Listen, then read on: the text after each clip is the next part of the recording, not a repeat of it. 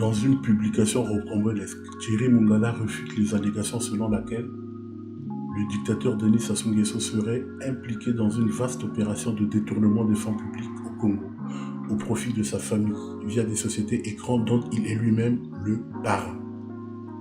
Un démenti qui met à mal l'image du sulfureux dictateur à l'échelle internationale, d'autant plus que l'enquête a été savamment menée par des journalistes expérimentés et chevronnés qui n'ont pas hésité de pointer du doigt sur des figures politiques et publiques de premier rang, comme Tony Blair, ancien Premier ministre britannique, Dominique Strauss-Kahn, ancien patron du FMI, et enfin le roi de la Jordanie.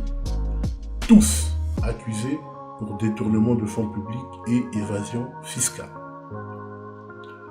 Les Pandora Papers nous ont révélé la véritable nature criminelle du régime de Denis Sassou Nguesso, arrivé au pouvoir par un coup d'état militaire sanglant en juin 1997.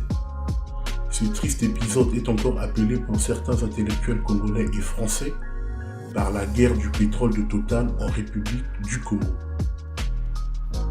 Les menaces à peine voilées de Thierry Mongala à l'ensemble des médias locaux et à la population dissimulent les égarements d'une dictature qui touche à sa fin et ne sait plus à quel saint se vouer. Si le régime moribond de Brazzaville veut se dédouaner de cette rocambolesque affaire des Pandora Papers, nous encourageons Thierry Mongala à porter plainte en diffamation contre Madame Élise Lucet de Cache Investigation de France 2. Denis Sassou Nguesso n'est pas au-dessus des lois. Il n'a pas reçu le Congo en héritage pour mettre le peuple dans cette nouvelle forme d'esclavage qui ne dit pas son nom. Thierry Mongala devrait garder à l'esprit que chaque chose a un début et une fin.